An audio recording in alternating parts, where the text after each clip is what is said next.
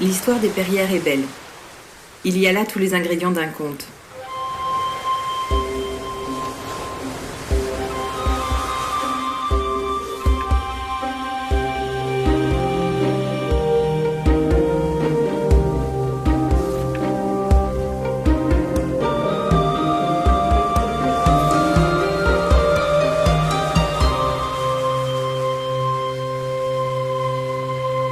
Chapitre 1. Au commencement. Il était une fois, sur le territoire de l'actuelle Douai-la-Fontaine, il y a 10 millions d'années, des éléphants, des antilopes, des tigres. La mer peu profonde qui s'étendait là était peuplée de requins blancs et de baleines, de raies, de dujons et de poissons-cibles. Sous l'effet des marées, une dune sous-marine s'est stratifiée progressivement.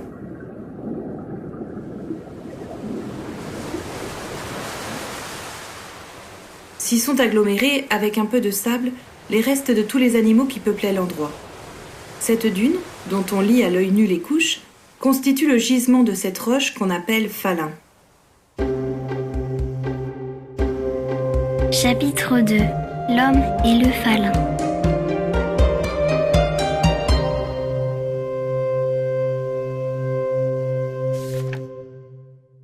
Creusé dans la roche, le patrimoine troglodytique est un des témoins identitaires majeurs de la vallée de la Loire et de ses affluents. Il a façonné nos villes, villages et paysages, induit quelques-uns des principaux pôles économiques locaux. Les vins, la culture du champignon, ainsi qu'un mode de vie et un habitat singulier. Donc le falun est un matériau atypique donc on retrouve à Douai-la-Fontaine sous différentes formes. Il a été exploité très tôt en fait avec l'exemple des sarcophages, sous forme aussi de sable, de chaux, de pierres à bâtir.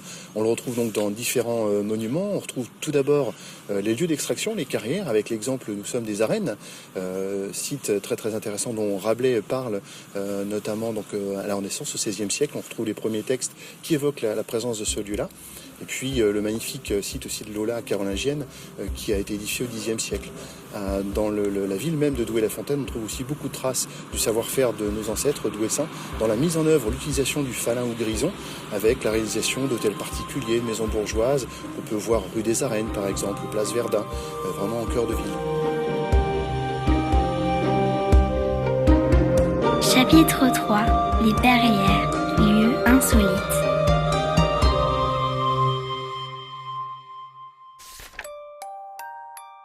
Classé site environnemental remarquable, le site des Perrières est constitué de caves troglodytiques souterraines hautes de 15 à 20 mètres.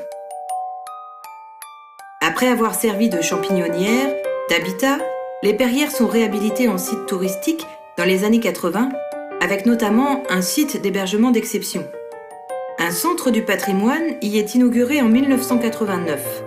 Les lieux sont réaménagés en centre d'hébergement d'une capacité de 58 couchages et doté d'une salle de réception pouvant accueillir 80 personnes. Chapitre 4. Une scénographie poétique.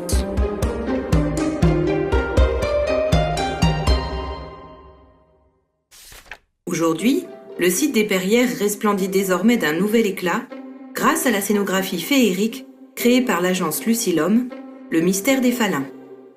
L'idée dans ce parcours, le défi, c'est de faire partager aux visiteurs la richesse de cette mémoire.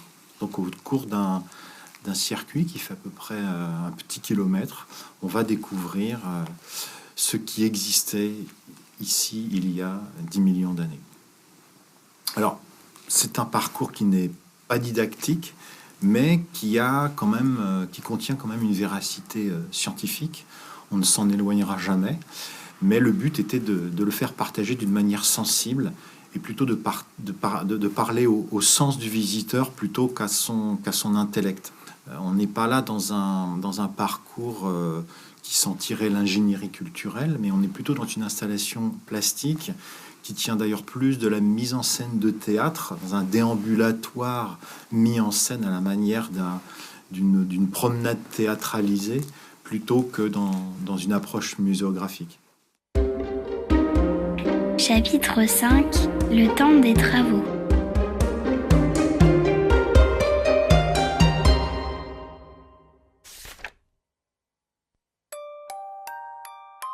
Financés par la ville de Douai-la-Fontaine, l'Europe, l'État, le Conseil général de Maine-et-Loire et le Conseil régional des Pays de la Loire, les travaux ont commencé en octobre 2013 et ont duré 6 mois.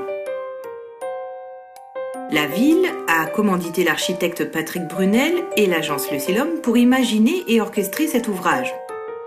Oui, donc dans le cadre de la conception, nous avons participé au choix du parcours, c'est-à-dire de l'accueil, la descente dans l'intérieur des carrières, puis la découverte des différentes scènes imaginées par Lucilum et les artistes, et puis le retour. Donc on s'est occupé de l'ensemble des prestations liées à la construction solide, entre guillemets.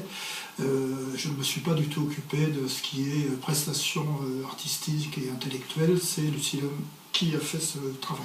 Donc toutes les semaines, nous avons un rendez-vous de chantier pour coordonner les travaux des différentes entreprises et depuis peu avec Lucilum pour coordonner les travaux des artistes avec les travaux des constructeurs, des entreprises qui travaillent sur le site. Donc c'est très important et au fur et à mesure des réunions chantier, on voit le travail s'avancer, la synthèse s'effectuer sur la réalisation. Pendant les travaux, la Carie fut une découverte inattendue. L'équipe a alors décidé d'intégrer ce passage dans le parcours de la visite. Ce passage en plein air conduit vers la sortie en nous donnant l'occasion de prendre la mesure du millefeuille d'origine marine dans lequel ont été creusées ces caves. Nous verrons aussi, nichés dans cette Carie, les vestiges d'un habitat troglodyte. Les travaux ont fait appel à plus de 15 corps de métiers différents. De nombreux jeunes et apprentis ont participé au chantier. Ils ont ainsi pu acquérir un savoir-faire spécifique, comme la taille de falin dans un lieu atypique. Dans la pénombre, les entreprises se sont activées pendant des mois pour réaliser le chantier de grosses œuvres et de réseaux. Il a fallu pour cela accorder toutes les professions, respecter un agenda précis. On va tout en reculant, on pourra aller voir, on part à peu près à 80 mètres d'ici à peu près. Et on vient tout en marche arrière, donc que ce soit la partie technique niveau maçonnerie, la partie réseau, tout pour l'éclairage et toute la partie, toute grosse œuvre. Le terrain actuel, il était là. On a extrait tout le falin pour pouvoir faire pour avoir accès à rampe handicapée de façon à déniveler de 4 mètres. On a tout sorti, toute l'extraction. Chapitre 6.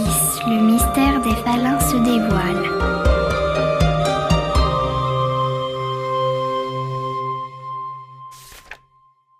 L'inauguration s'est déroulée le vendredi 25 avril. Devant un parterre de 300 visiteurs, le préfet et le sous-préfet ont coupé le ruban tricolore en présence de l'ancien maire Jean-Pierre Pohu et du maire actuel Michel Paté. Après des mois de travaux, la scénographie a ouvert au public le samedi 26 avril pour le plus grand plaisir de tous. À travers une promenade scénographique souterraine, le visiteur découvre de façon poétique la beauté magistrale du site et son histoire géologique et humaine. De cave en cave et de galerie en galerie, les parois vertigineuses s'irisent de bleu et entrent en mouvement et les émotions se succèdent grâce à des scènes magiques et variées, inspirées de données scientifiques. Ici, un film didactique entièrement dessiné par l'illustrateur Raphaël Leray et projeté sur la roche présente de grandes étapes géologiques des Perrières. Là, c'est un petit théâtre marin avec ses poissons, algues et autres méduses qui vous surprend. Et là, un miroir d'eau vous transporte dans un monde surnaturel. Le succès est au rendez-vous. Après 4 mois et demi d'activité, le mystère des Falins a accueilli samedi 13 septembre son 20 millième visiteur, Stéphane Guéant, venu d'Andar avec sa fille et une amie de celle-ci. L'objectif des 25 000 visiteurs la première année a été atteint.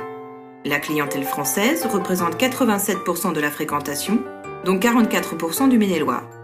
Les visiteurs des Pays de la Loire représentent 55%. Les mots et réactions des visiteurs ? Magique, féerique. C'est relaxant. Les visiteurs aiment le côté atypique et inattendu de la scénographie. Les étrangers apprécient que la langue ne soit pas un obstacle pour comprendre, puisque tout est basé sur les effets et les sons. L'endroit est fantastique, on découvre quand même la vie il y a quelques millions d'années, ce que c'était, les animaux présents. Formidable, inattendu, incroyable, merveilleux. Vraiment une très grande chose qui qu'il faudra absolument développer. J'ai vu que vous avez des projets pour continuer et c'est merveilleux et je dois dire vive Douai-la-Fontaine.